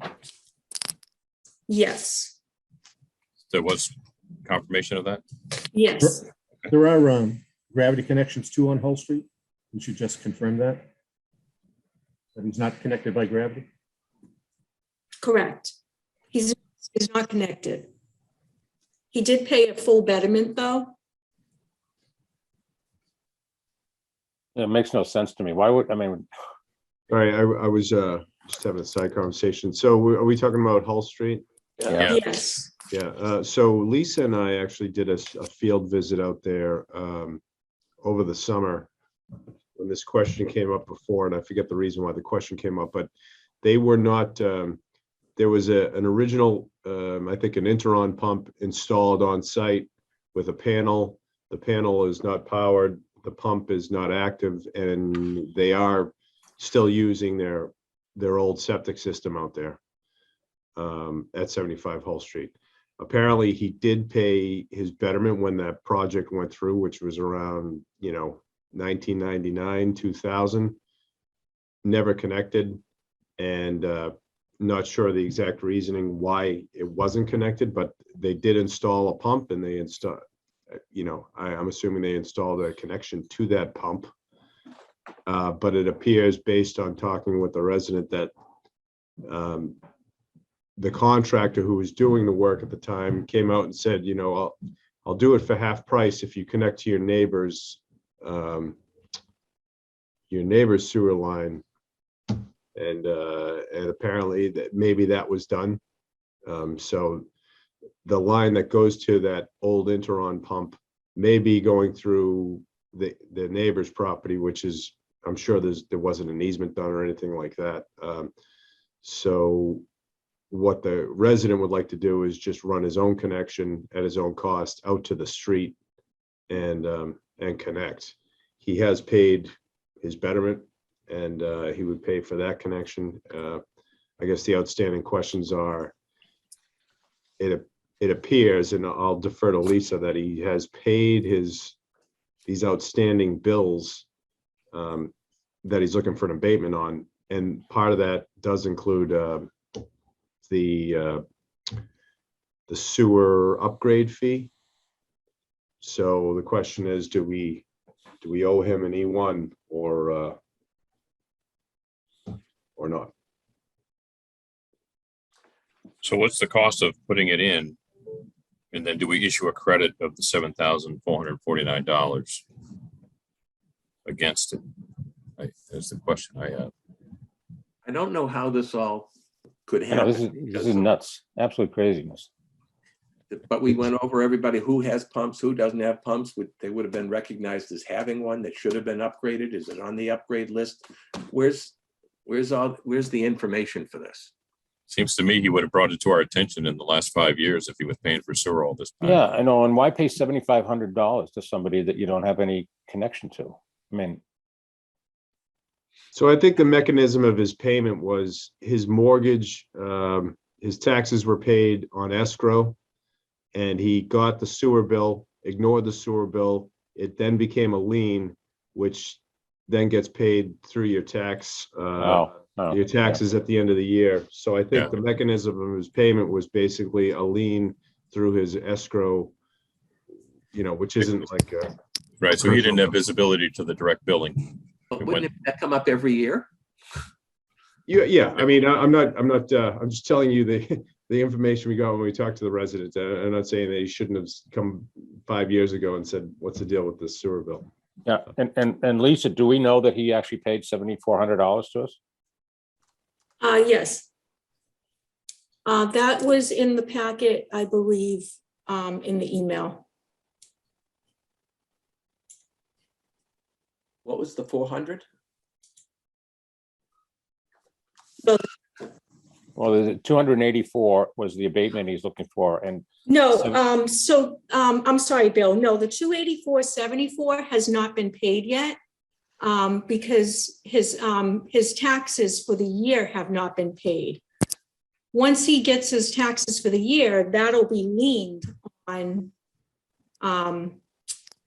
it. So then it'll be paid.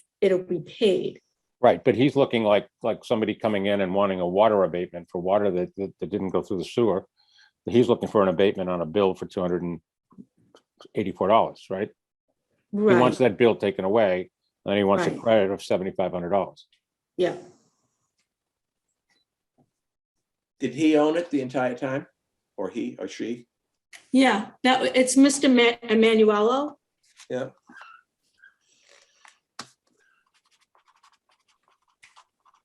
Have you taken him off the rolls for sewer? Pardon me? Have you taken him off the roll of sewer? Yes, Okay, so there won't be any more billing going to him. no more billing. Okay, But they're going to be connecting. And I think what Brian said was interesting is you've got an old pump there now. And are you going to change that if he's putting a new line in? Now, I think there was a death in the family there. And I don't know if this might be cleaning up an estate type of thing. And then they're going to go sell it. Therefore, they want a new connection. Or have their own connection. No, But in any case,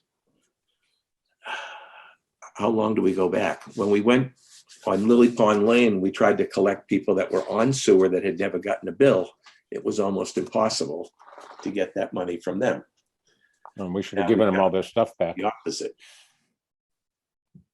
Well, So I can find out how much a E1 pump is, and I believe it was like, I want to say a little over 5,000. Since he was paying also that, the 125 per quarter up for the upgrade. Yeah, but weren't we paying Rosano Davis like $8,000 each to change them out? With the pump? Oh, yeah, maybe that's what it was. that's including the panel and everything else, right? Right. But isn't Which that they'll what they- need. Well, he's gonna need that, yeah. Yeah. So do we give him? Do we get if we give him that stuff now, do we get a credit for it? Because it's brand new? But he's already paid the $125 for it. Let's see, so this is, we're looking at, He's also asking to hook up to sewer now at this point too, right? Not yet. He will be though.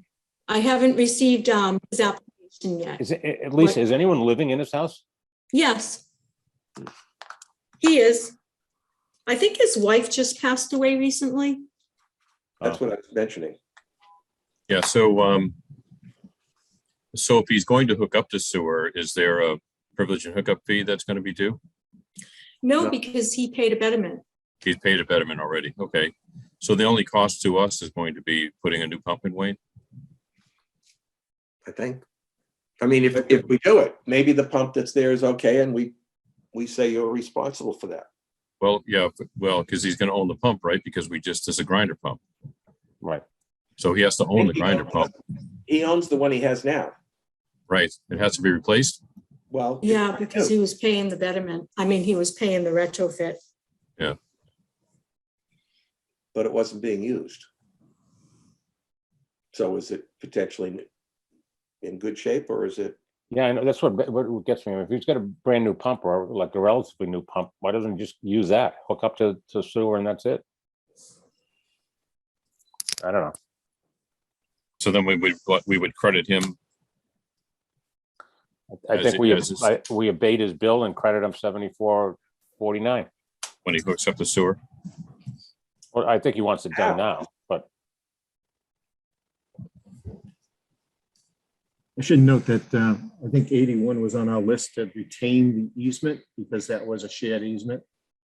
I'm pretty sure he still has rights to connect up and that pipe is still there relative to his connection to the street, just his pump's not activated. So is his pump just sitting there in a box, or is the pump installed with not going anywhere? Pumps, the pump would have originally been installed. Mhm. You know, and the connection was all the way through his neighbor's property to the street. Mhm. That was the original construction. And it appears, never connected or never connected his septic line to the pump unit. Okay, And I don't know how this slipped through the E1 upgrade part, but you know, we just need to double check to make sure that that wasn't paid for. and we're sure that it is an Interon pump. Brian. Yeah, it would have been original. Yeah, it's an older style Interon pump. Okay, And it wasn't powered. I didn't power it or try to run or anything like that. So, I mean, and Dan, you're saying that there is an easement? Yeah, there should be an easement because that was one of the shared connections that was granted to the commission. And then when we were doing the releases, we listed that as one of the ones not to release. So it still should be in place. And that should be able to be found on the Norfolk County Registry of Deeds, like a title search?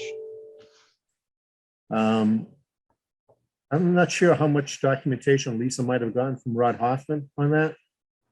But it should, you know, those are sometimes hard to locate, but that's where it should be recorded, obviously.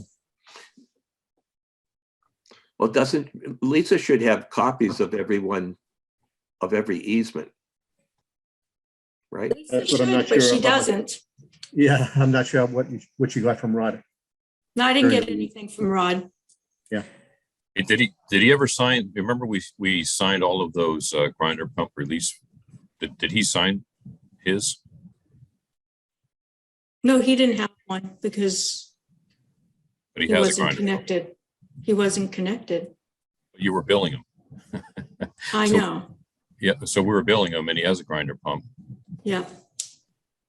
Now, how come it's only 2016? Because this would have gone back 15 years or so, right? Yeah, Betterment's 20 years, right?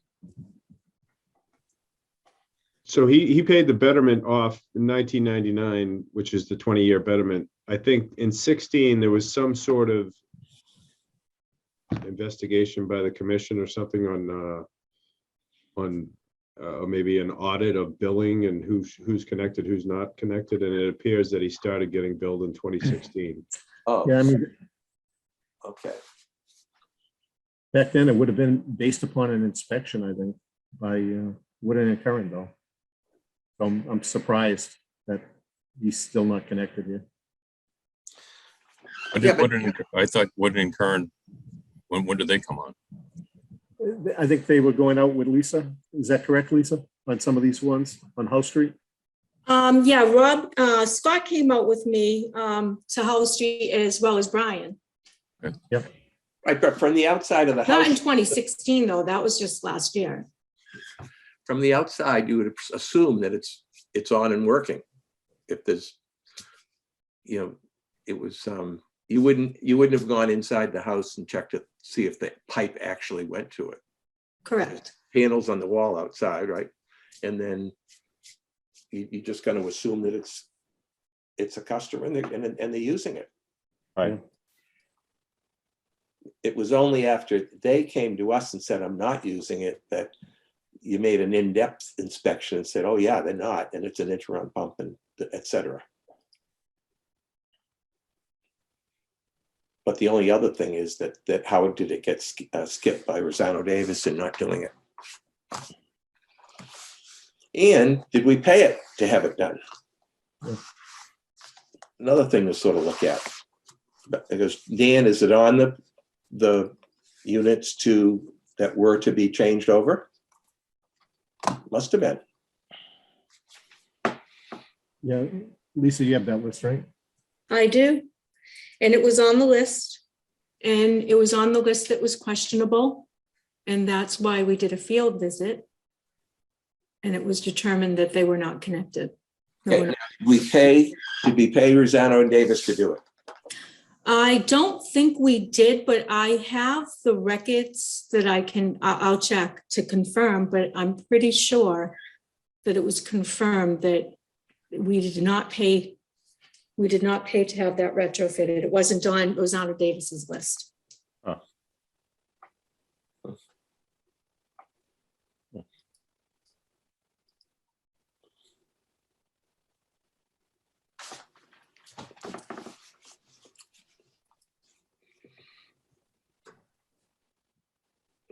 So do we want to get a summary of all of this and vote on it next month or the next meeting, I mean? So it seems to me that he's paid $7,000 into a system he wasn't hooked up to. Right. But do we still owe him a new pump? Does Well, he- I mean, if the other one's don't- still working, why would we? Well, Yeah, I mean, other than the retrofit thing, but Yeah, we don't, I don't believe so. I think if it's voted that we're gonna reimburse him, then no. If he needs a new pump, then he can purchase it on his own. yeah. So we're basically going to give him what's there. Right? Not gonna give him anything. Yeah, we're just gonna, we gotta refund his money, and then if he hooks up the sewer, he hooks up the sewer. Right. It's the end of it.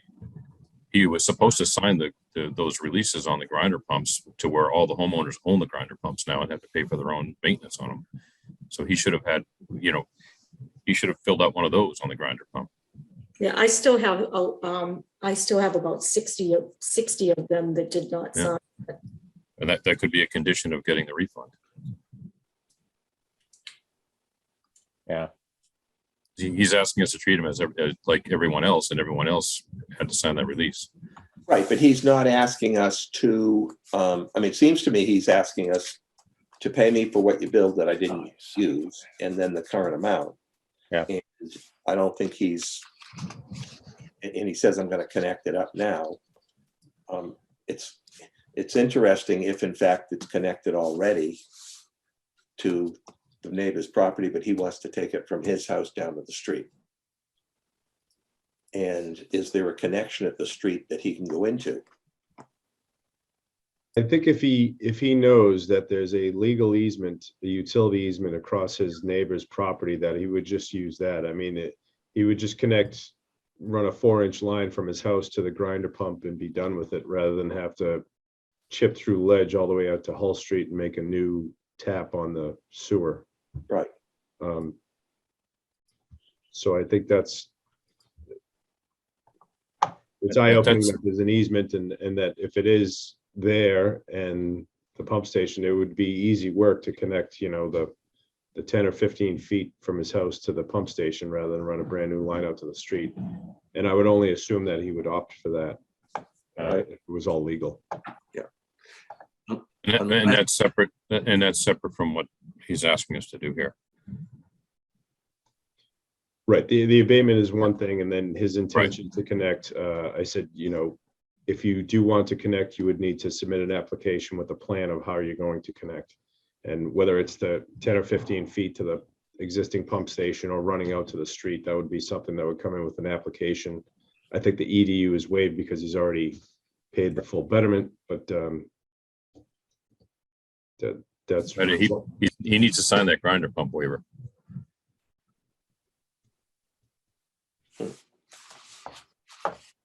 So we can issue a refund on the 7,000. And then we want to track it. But he's got to sign the grinder pump waiver. Yeah, Right. might also be to get him to come before us. See if he can explain any of this stuff. So I think he's, he doesn't text or email or anything like that. We could always have him come in here and sit with a mask. Smoke. Or visit him at the house. That's and just explain, this is what we're going to do. We're going to do this, and you have to connect it from here to here, which you probably already knows. And here's a copy of the easement. See if you could find the easement in the paperwork. Yeah. And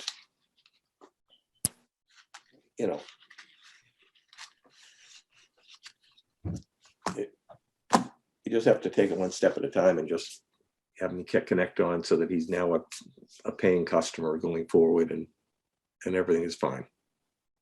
And he owns it. And we don't know what his circumstances are in terms of why this is coming up now, in terms of is he going to sell the house, and someone that's buying it wants their own sewer connection and wants to build a house, and it's going to be the house we built on the easement of the existing pipe, or any number of things that could be out there that we don't know. Yeah. Or his wife used to pay the bills or something, and she passed away, and now what's this about? Oh, I don't know. Okay. Are you good, Lisa? Yep. So we'll add it to the next agenda for a vote, pending the information I dig up on the easement. But since it's a joint easement, wasn't that exempt from being signed? Or no? Or 81 would have been the easement that wouldn't be released. Pardon me? 81 Hull Street would have been the Yes. easement that would not have been released. 81 would be the one that is not released. Right. But 5 would be. 75. Yeah, but 75 Yes. doesn't have an easement. I mean, they own the easement over number 81 to get to the street, right? Yeah. Right. 75 would still have an easement to the town because the town was owning those at that point. The town to take care of. All right. So So 75 we could have been this property released. for some reason. Okay, so I'll look into that. And the other thing I had for other business was the email from Mass DOT requesting $1,500 permit fee for the CJC project. I would send it to them. Yeah, they're responsible for any Yeah. permits. The Okay. thing is, it's made out to the town of Cohasset, the application is. So the application would have been sent to us with the bill, because the state doesn't know that it's the private person that's doing the work because they wouldn't give them the permit to do it on state property at this point in time. So I think that the town pays the bill and then we Give invoice reimbursement. him Yeah. as we have done with all the other invoices, I think was. Yeah. Okay. And Lisa, have we gotten a payment from him other than his deposit? No, not yet. Oh, surprising. Well, I Have you have to sent- send him the bill still. He hasn't sent the bill yet. Oh, we haven't. No, No, I'm sending that today, later on today. All right. I just had to finalize everything. Oh, I would write a separate invoice for the DEP one. Okay. all right. Can I, one last piece of business, and I've sent you guys a couple of mails. I had a discussion with Corey last week, Evans. Yes. And well, I don't know whether we came to an agreement, but I mean, it's certainly the sewer board will be, as we are right to be, at the forefront of doing any kind of design, construction, whatever, for a connection to North Situate, and then and also with the agreement with Hull. And I think some of the select board were looking at the fact that the select board signed the last IMA with Hull, that they were the part of the team that actually negotiated and did everything. And I said, not to my knowledge, no, I wasn't a board member then, but that to my knowledge was done by the sewer board, and then It was. and then managed and signed by not only the sewer board, but the select board and the town manager, which is what would be done in this case anyway. So we came to an agreement on that. That's what's going to be talked about tonight at the joint meeting. So I don't know if you guys can attend or not, but I'll be there. I think it's at 8 o'clock. I Okay. think. Yeah. So did you send all that stuff off to Greg, the attorney, and has he gotten back to us on anything? I talked to him because Okay. I asked him what our rights. I went back and looked at Mass State law. I looked at the chapter 147 that was put out for us a couple of years ago, all that stuff, just to see exactly where legally where we stood. And, we are what we are. I mean, we are an autonomous board managing an enterprise fund on behalf of the sewer. So, and he basically agreed with me. He wasn't 100% up to date with it, to be honest, but he basically said, yeah, you have to keep the select board apprised of what you're doing, which we do. So What is, my only comment on this whole thing is I'd like people to stop using the phrase "we need to be on the same page," because we're this is the sewer commission and we're making decisions based on what's in the best interest of the residents of the town. And one of those interests is, getting if South Main is what was decided. And then if there's an opportunity that allows Situate to hook up, then that's a separate decision, but it shouldn't be decided by groups outside of the sewer commission. no, you're right. Nope. We let them know what we're doing. Yeah, I mean, I'm one that thinks that the sewer, anything from Situate should be going on a dedicated line to Hull. That they can, then there's no question about overloading our plant, anything like that. And it would be separate from us sewering South Main Street. And I think that it should go down the railroad bed. And when I looked at all the things on our Acts of 2013, chapter 147, it seems to imply that we have the right in Cohasset to actually go down the railroad bed, even though I know that the railroad bed is now owned by the T, for our purposes or other purposes. And if they wanted to go down 3A, fine. If they want to go down the railroad bed, and I think South Main Street should be the last choice of getting to Hull for them. I mean, Wayne, you've had several great ideas on ways to solve their problem. I haven't seen any evidence that they've researched anything other than the $35 million Run It Down 3A project. So I don't know if they're just discounting these ideas because the path of least resistance is just to get them get us to go down South Main. I haven't seen evidence that they've exhausted other options. Yeah, I think the only thing they've done was when we had the Woodard and Curran meetings in Situate, they were part of it. Now, whether they did anything, I don't know. But I agree. I don't think they've done a whole lot. And some of it could be just the fact that we sort of went stale for the past 2 years with this whole thing, but Right. which is another story. But I think if we can go down, no, excuse me, if they can go down 3A down the train line and then figure out a way to hook up. I'm not sure exactly where they would connect to Hull. Maybe go under. You're talking like go down where the train crosses 228, Wayne, right there. Yeah, right there on Hull Street. And, Oh, all right. and Hingham has a pipe on Hull Street and serves, that area of town. I don't know. There's a couple of little subdivisions on the right-hand side there, and I'm not sure whether those are sewered or not. And Dan might be able to say, where we stopped on Hull Street with our shared pipe going down the middle. That then gives them, the line to go down Hull Street and connect, cross over and go to their plant. And we would probably want to charge them a conveyance fee of some sort, maybe. Whatever, maybe we'd have a connection that we could use in an emergency or anything else that would tie into it. But, and Brian, you're on, what do you?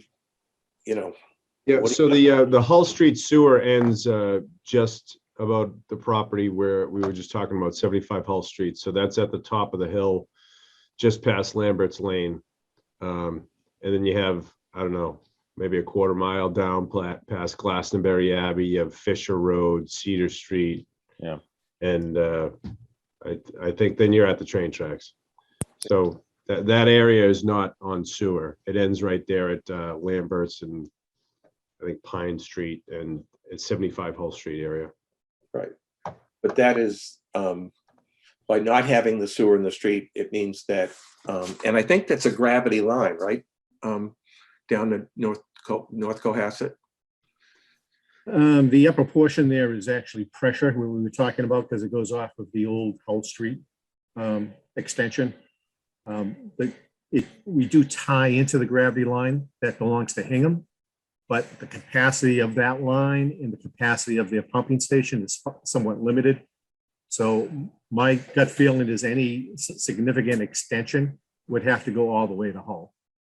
And the avenue of least resistance may be Forest Ave and heading across that way. Why, you think they have more capacity in those lines? I believe they do. Yeah, I mean, you'd have to go all the way up Atlantic Ave in Hull. But I believe that was one of the proposed alternatives from Hull at one point in time.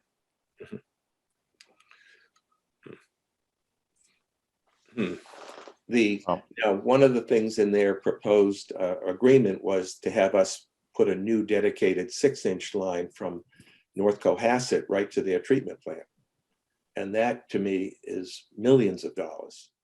And so that's something that I don't think, we can't do something like you said, the $37 million to sewer it. That's something that just doesn't make financial sense or anything else. It just is out of there.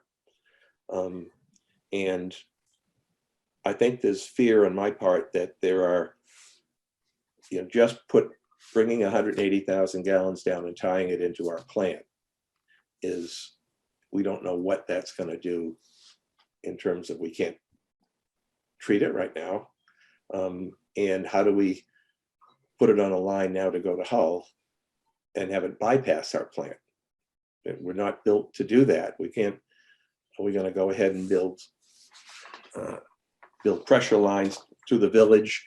The railroad track is the best possible way to go. The straightest line, the least disruption, the least obstacles, because they built it for crying out loud for going down several feet and putting all the ballast in and everything else. And they built it in Situate, from North Situate to the treatment plant. And that's gravity. The first half of it was gravity. And if Situate wants to put a pressure line, they could use that as a sleeve. and have it go towards Hull, instead of using it, as a gravity the opposite direction. So just that there just isn't enough thought to this, and there's not enough thought to me on what they can do to their existing plant to increase capacity. But So they're I just was, going full tilt. I was told they could upgrade the plant facility, but it was going to be $14 million, and they didn't want to spend 14 million. They'd rather spend 4 and hook up to Cohasset. And I'm saying that the answer can't be the path of least resistance every time. And Well, I don't think the least resistance is going through Cohasset. so I'm saying it's the answer to everything is just hook it up to Cohasset instead of taking a hard look at what they can do over there. That sewer line that was put in North Situate when they redid the train station, I was told they never hooked it up to their main No, they sewer didn't. system. It's missing one component, which is a pump station halfway up. Yeah, and why they never completed it, I have no idea. And that could have solved some of their issues. I don't know. Yeah, I They're think, continuing to expand, Toll Brothers Yeah. and stuff like that. How do you? And that's their government, not ours. Right, I think the right. cost of them conveying it all the way to Hull is going to be an eye opener for them. And at that point in time, when they see that type of cost, they'll start looking at their own plant for upgrades. Well, that was that $35 million price tag, right? Dedicated line from Situate to Hull. Yeah, Well, versus about 13 million for their own plant. Someone But said, they wanted a huge amount they wanted to have us pay for the entire retrofit of their plant that they had to do because of the Yeah. disaster they had. And so anyway, so we talked to the selectmen. The selectmen aren't going to know, 3A from railroad tracks versus South Main Street, and just think perhaps that South Main Street's the easiest thing because you can go ahead and connect all those houses and do it all at one time. I think we're gonna have a fight. If we go down South Main Street, I think the town will go berserk. If we go under the track, under the railroad track would be the easiest way to go. Right. That's a great idea. But the thing is, the idea goes back about 60 years when the railroad left. And one of the things we wanted to do was to have that available to sewer Forest Avenue from the first plants that we did. And that never happened because the people didn't want to pay for it. Now, the only other obstacle is going to be the town, I think, likely is not going to pay 50% of the share of sewering South Main Street. I think they would follow along what was done with the 450 people at the Little Harbor District and making it so that they pay 100%. And now you have a small group of people that are going to want the town to pick up part of the cost, and the town to say, oh no, you're going to pay the whole cost. And that cost of $7 million has to be divided by the people. And is that something that's going to be, necessarily passed? The funding of it. Yeah. So Well, so what's the agenda with the selectmen? Did they say what they want to talk about, or just an there's agreement? going to be, well, you'll see Corey wants to have this, read a motion that basically says, we're going to do, hands across the sea and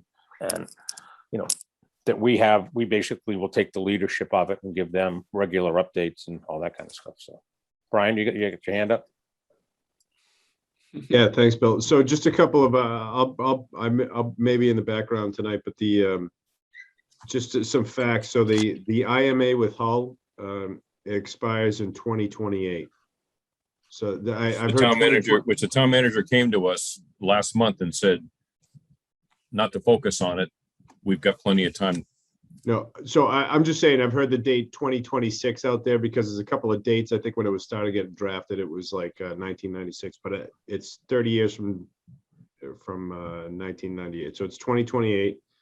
There's also an IMA with Hingham that you need to consider in conjunction with that, because we don't send it directly to Hull.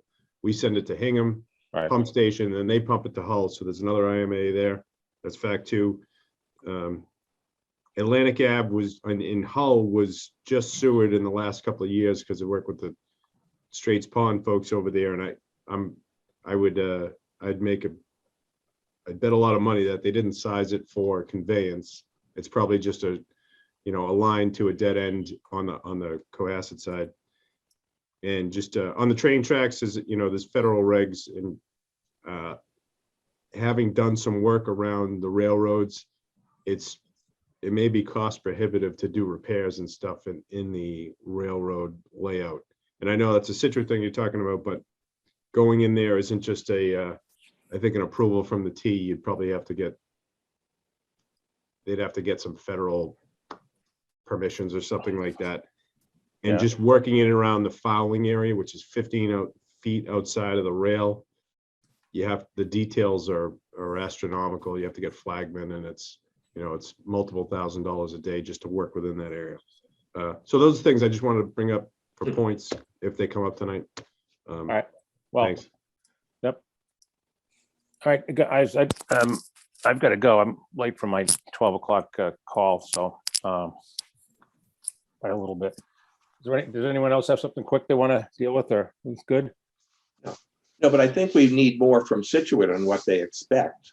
Oh, of course, yeah, we got to have a meeting with them. And it certainly doesn't hurt to inquire with the T. I thought the more that they'd want money rather than something else, because I was involved with them with fiber optic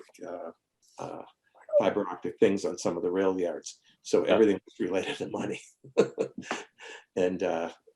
And like Brian said, they're going to have certain requirements. You do this and that and that.